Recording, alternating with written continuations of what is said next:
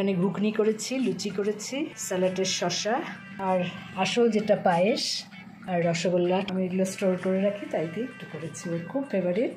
বেলের আওয়াজ। আজকে সারাদিন ধরে শুধু খাওয়া দাওয়া এই চলছে।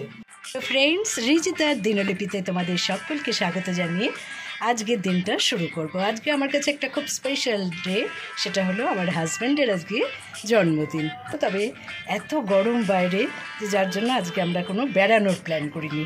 বাড়িতে থেকেও যে আনন্দ করা যায় সেটাই আজকে দেখো। স্পেশাল দিনে আমাদের সকালের শুরুটাই হয় ঠাকুরের আরাধনার মধ্যে দিয়ে।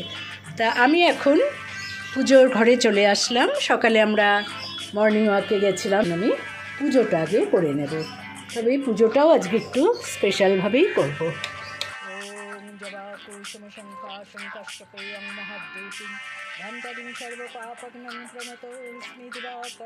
এই যে আমাদের বার্থডে বয় এসে গেছে, ওকে দিয়ে একটু পুজো করবো বলে ফুল মিষ্টি এগুলো আনালাম। আজকে তো একটু স্পেশালভাবে পুজো করতেই হবে, কারণ জন্মদিনটা একটু সাধারণ হলেও এভাবেই আমরা আনন্দে কাটাই। ওম নমঃ শিবায়, ওম নমঃ শিবায়, ওম নমঃ শিবায়।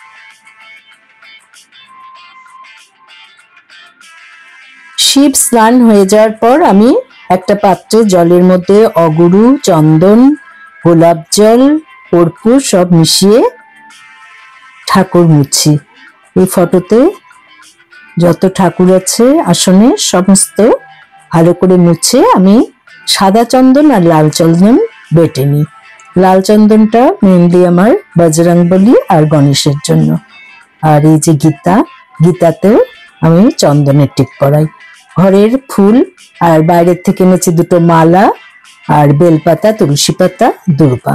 তা সুন্দর করে ঠাকুরের আসন সাজিয়ে এবার ফল মিষ্টি দিয়ে পুজো শুরু করলাম। তুলসী বেদিতেও আমি সবসময় দুবেলা জল দিই আর প্রদীপ ধূপকাঠি জ্বালাই। তা পুজো দেখতেই পাচ্ছ হয়ে গেছে। এটা আমার রাম নামের খাতা। প্রত্যেকদিন দুবেলা আমি রাম নাম লিখি। চলে এসেছি রান্নাঘরে।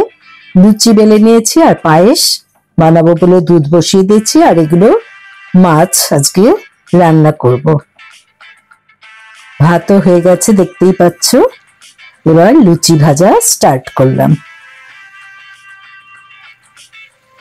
ব্রেকফাস্টে ফুলকো ফুলকো লুচি আর ঘুগনি করে রেখেছি, সবই তোমাদের দেখাচ্ছি।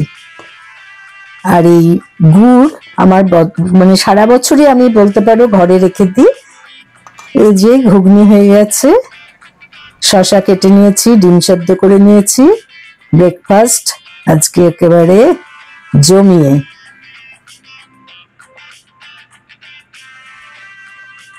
যেহেতু আজকে প্রচন্ড গরম, এই রোদের মধ্যে বাইরে বেরোবো না। তাছাড়া ব্যাঙ্গালোর থেকে সদ্য ফিরেছি, ভীষণ টায়ার্ড।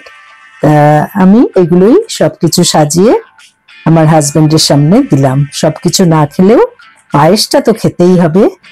স্যালাডের শসা আর আসল যেটা পায়েস আর রসগোল্লা ঠাকুরকে আজকে ভোগ হিসাবে দিয়েছিলাম। যাই হোক, এত কিছু সকালে খাবে না, আমার দেওয়ার দরকার দিলাম, কারণ আমি চাই ওর জন্মদিন খুব ভালোভাবে পালন হোক। টিভি দেখছে, আমারই সব উদ্যোগ। এবার তোমাদের দেখাবো লাঞ্চ, ডিনার সব কিছু। মা বেঁচে থাকলে মাই খাইয়ে দিতেন, তা আর কি করা যাবে, আমি আজকে একটু পায়েসটা খাইয়ে দিই। কেমন হয়েছে বলো? খুব মিষ্টি কম, মিষ্টি খুব কম দিয়ে করেছি। আজকাল কোনো কিছুতেই বেশি মিষ্টি দিই না। নতুন গুড় ঘরে ছিল, আমি এগুলো স্টোর করে রাখি, তাই দিয়ে একটু করেছি। ওর খুব ফেভারিট নলেন গুড়ের পায়েস। ব্রেকফাস্টের পর্ব হতে না হতেই একটার পর একটা কলিং বেলের আওয়াজ। সকাল থেকে আজকে সব বাইরের থেকে ভালো ভালো গিফট আসছে, এসেই যাচ্ছে সকাল থেকে। তা এই গিফটটা পাঠিয়েছে আমার বড় মেয়ে ব্যাঙ্গালোর থেকে। এবার খোলো, তুমি দেখো কি পাঠিয়েছে। ক্যাসিও লেখা, তার মানে এই নিশ্চয়ই ঘড়ি। ছেলেদের এই ঘড়ি ছাড়া আর কি বা হতে পারে। বাহ, দারুণ হয়েছে, দারুণ। তোমার কেমন লাগছে বলো? এক্সেলেন্ট। তুমি এক্ষুনি মেয়েকে জানিয়ে দাও। Casio vintage, beautiful. বাহ, এখনই পরে নিচ্ছে, দারুণ লাগছে হাতে। ওয়াও, এটা কি, কে পাঠিয়েছে সেটাও দেখে নাও। কিছুই বুঝতে পারছি না, এমনিতে কিছু নয়। ক্যাশ মেমোর মধ্যে লেখা কেয়া ঘোষ। ও, এটা আমার ননদ পাঠিয়েছে, ও যোধপুর পার্কে থাকে। ওয়াও, এই ধরনের জিনিসগুলো আমাদের খুব ফেভারিট দুজনেরই। এটা হচ্ছে একটা কফি মগ না? স্পেস। এর মধ্যে আবার অনেক নকশা করা আছে, যে স্টার না, আকাশের, কালারটাও প্রায় আকাশের মতোই, প্রায় কেন সত্যি। আর এই যে তার সাথে একটা স্পুন। এটার একটা কিছু ব্যাপার আছে, কফিটা না ঢালা পর্যন্ত বুঝতে পারছি না। স্পেস ওয়াক হচ্ছে অ্যাস্ট্রোনট। হ্যাঁ, যে অ্যাস্ট্রোনট বসা এবং স্পেস ওয়াক লেখা। সুতরাং কফিটা ঢালার পর তোমাদের দেখাবো যে এটার কোনো রিয়াকশন হচ্ছে কিনা। খুব খুশি। এবার এই প্যাকেটটা খুলে দেখি, ও বড় মেয়ে আবার একটা কেকও পাঠিয়েছে, ম্যাঙ্গো কেক। উপরে দেখো ম্যাঙ্গো ফিট করা। আহা হা হা, দারুণ। কি খাচ্ছিল? আপেল, আপেল, আম সব খায়। এখন মেনলি ফল খাওয়ারই সময়। আমটা খেতে খুব টেস্টি। এখন কেকটা কাটানো হবে। ম্যাঙ্গোগুলো তুলে কিছুটা খাওয়া হয়ে গেছে, এবার কাটা হবে।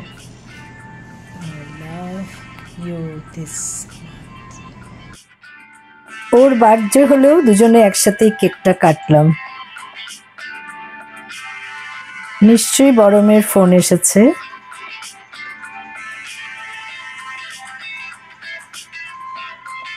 কেকের প্যাকেটের সাথে এটাও ছিল, কি সুইট তাই না?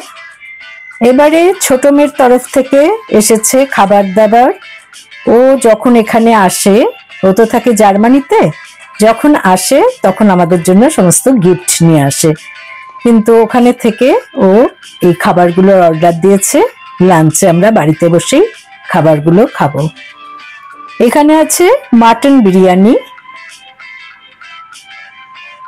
আউদের এই বিরিয়ানি খুবই বিখ্যাত, তোমরা জানোই। আর চিকেন চাপ, রায়তা, আরো কিছু আছে কিন্তু এখন না, সেটা আবার সন্ধ্যেবেলায় অর্ডার দেওয়া হবে। আর Kolkata style biryani, south special. এদের কোয়ালিটি খুবই ভালো। মাটনটা দেখো কত সুসিদ্ধ, দেখো প্রচণ্ড সেদ্ধ। ও, এটা কি টি শার্ট? শার্ট, এটা হচ্ছে আমি ওকে গিফট করেছি। তা স্টার্ট করি খাওয়া, লোভনীয় খাবার। অপূর্ব। আউট 159 ছিল। ওখানে গিয়েও এর আগে খেয়েছি বন্ধুদের সাথে, সেই ব্লগও তোমাদের দিয়েছি এর আগে। আজকে বাড়িতে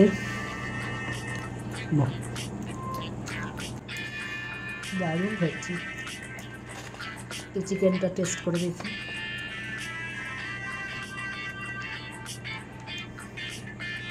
গ্রেভিটা অসাধারণ, হাত ছাড়া খাওয়া যায় না। চিকেন মুখে দিলে গলে যাচ্ছে।